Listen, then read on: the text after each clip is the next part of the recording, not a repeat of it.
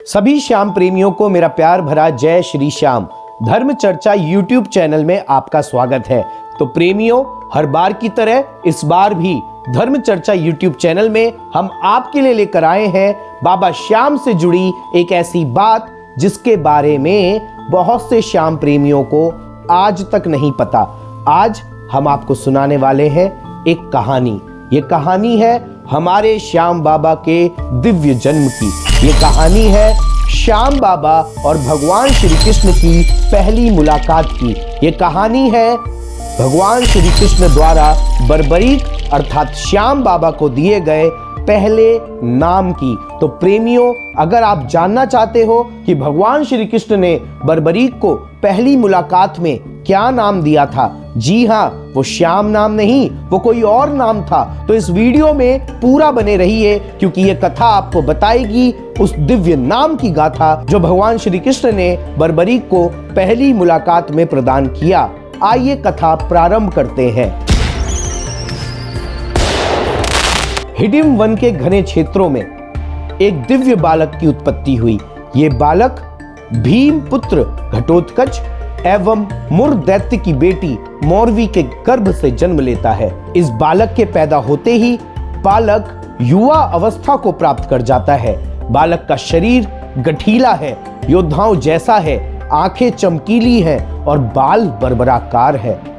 घटोत्कच अपने पुत्र के बरबराकार बालों को देखकर, बरबराकार अर्थात घुंघराले बालों को देखकर पुत्र को नाम देते हैं बर्बरीक।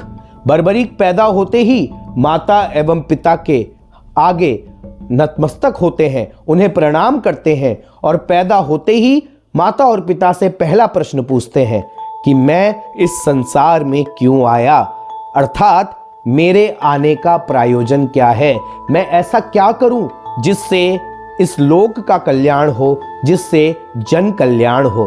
घटोत्कच मौरवी की तरफ देखते हुए बोलते हैं कि हमारा बर्बरीक तो पैदा होते ही जन कल्याण की बातें कर रहा है। तेरे प्रश्नों का उत्तर तो मेरे पास नहीं है, लेकिन मैं ये जरूर जानता हूं कि ज्ञान प्राप्ति के लिए गुरु की आवश्यकता होती है और इस समय संसार में भगवान श्री कृष्ण से बड़ा गुरु कोई नहीं हो सकता। चल भगवान श्री कृष्ण की शरण में चलते हैं। बर्बरीक एवं घटोत्कच आकाश मार्ग से द्वारिका नगरी की तरफ प्रस्थान कर जाते हैं। रास्ते में चलते हुए द्वारिका वासी जब आकाश में दो विशालकाय शरीर के मानवों को देखते हैं तो उन्हें ये कोई राक्षसी आक्रमण प्रतीत होता है और द्वारिका वासी डर जाते हैं। द्वारिका वासियों को भयभीत देख घटोत्कच चिल्लाकर बोलते हैं, हे द्वारिकापुरी के निवासियों, आप भयभीत ना हो, मुझे भीमसेन पुत्र घटोत्कच जानो। ये मेरा पुत्र बर्बरीक है। हम पांडव कुल के वंशज हैं और हम भगवान श्री कृष्ण से भेंट करने के लिए आए हैं। द्वारिकापुरी के निवासी घटोत्कच के ऐसे वचनों को सुनकर निश्चिंत हो जाते हैं और अंततः मुलाकात होती है द्वारिका के उस महल में भगवान श्री कृष्ण और बर्बरीक की। ये पहली मुलाकात है प्रेमियों, जब भगवान श्री कृष्ण हमारे श्याम बाबा से उस रूप में मुलाकात कर रहे हैं जब वो बर्बरीक थे। बर्बरीक भगवान श्री कृष्ण को देखकर उनके चरणों में गिरते हैं, चरण स्पर्श करते हैं और भगवान श्री कृष्ण बर्बरीक को कंधों से उठाकर कहते हैं, उठो मौरवै। इस पर बर्बरीक भगवान श्री कृष्ण से पूछते हैं कि आपने मुझे मौरवै कहकर क्यों बुलाया।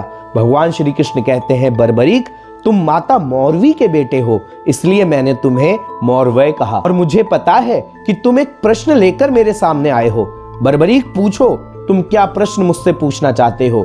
ये सुनकर बर्बरीक कहते हैं कि संसार में आए जीवों का कल्याण कैसे होता है। कोई धर्म को कल्याण का मार्ग बताता है, कोई कर्म को कल्याण का मार्ग बताता है, कोई दान को कल्याण का मार्ग बताता है, कोई पुण्य को कल्याण का मार्ग बताता है। मैं बहुत ज्यादा असमंजस में हूँ कि आखिरकार मैं अपने जीवन का उपयोग कैसे करूं।